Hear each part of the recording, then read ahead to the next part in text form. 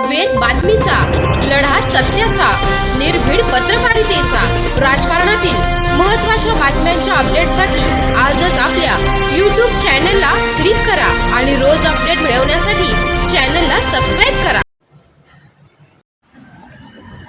नमस्कार, आपण पाहत आहात वेद बातमीचा. वाळूच्या डंपरचा महसूल पथकाने केला पाठलाग, चालकाची उडी पोलला धडक. वाळूच्या डंपर चालकाचा थरार, देवळाली प्रवरा पालिकेच्या वीज पुरवठ्याचा पोल उद्ध्वस्त, विनाक्रमांकाचा डंपर ताब्यात. नगर मनमाड महामार्गावर विनाक्रमांकाचा डंपर वाळू भरून जात असताना राहुरी महसूल पथकाने त्याचा पाठलाग सुरू केला. महसूल पथक मार्गावर असल्याचे लक्षात येताच चालकाने डंपर महामार्गावरून थेट कारखाना रस्त्याकडे वळवला. काही अंतर जाताच चालकाने चालत्या डंपरमधून उडी मारून पोबारा केला. मात्र चालकाविना सुसाट धावणारा डंपर देवळाली प्रवरा नगरपालिकेच्या पाणीपुरवठा विभागाला एक्सप्रेस फीडरद्वारे वीज पुरवठा करणाऱ्या विद्युत पोलवर जाऊन धडकला. ही थरारक घटना बुधवारी सायंकाळी 5:30च्या सुमारास घडली.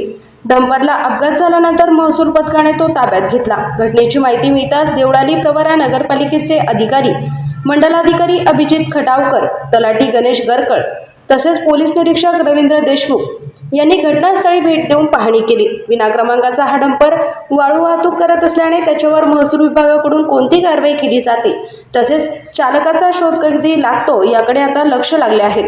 वाळू तस्करीचा पाठलाग थेट पालिकेच्या वीज पोलवर. या घटनेमुळे अवैध वाळू वाहतुकीचा मुद्दा पुन्हा ऐरणीवर आला असून विनाक्रमांकाचा डंपर रस्त्यावर धावत असताना त्याच्यावर नियंत्रण ठेवणाऱ्या यंत्रणेसमोरही प्रश्नचिन्ह निर्माण झाले आहे. जालिंदर आल्हाट, वेद बातमीचा, राहुरी फॅक्टरी. पुरवठ्याच्या एक्सप्रेस फीडरच्या लाईनच्या एका पोलला कुठल्या तरी डंपरनी काहीतरी धडक दिली. त्याच्यावर काही नंबर वगैरेही नव्हता आणि त्यामुळे तो पोल पडला, ज्या कारणाने एक्सप्रेस फीडरची पाणी पुरवठ्याची जी लाईट आहे ती बंद झालेली आहे. परंतु नगर परिषदेचं पाणी पुरवठा विभाग असेल, बाकी प्रशासकीय लोक असतील, MSCBची लोक असतील, काही आमचे नगर परिषदेचे ठेकेदार, MSCBचे ठेकेदार, या सगळ्यांची यंत्रणा कामाला लावलेली आहे. त्यामुळे मला असा विश्वास आहे की पुढच्या 2-3 तासातच तो पोल नव्याने उभा करून ती लाईन पूर्ववत केली जाईल. पुढं तारा कट झालेल्या असतील, तुटलेल्या असतील, त्याही जोडल्या जातील. रात्रीतून आमचं युद्ध पातळीवरती ते काम पूर्ण करून उद्याचा पाणी पुरवठा सुरळीत ठेवण्याचा प्रयत्न नक्की आहे. परंतु यदा कदाचित जर अडचण आलीच तर पाणी पुरवठा थोडा विस्कळीत, थोडाफार उशिराने होऊ शकतो.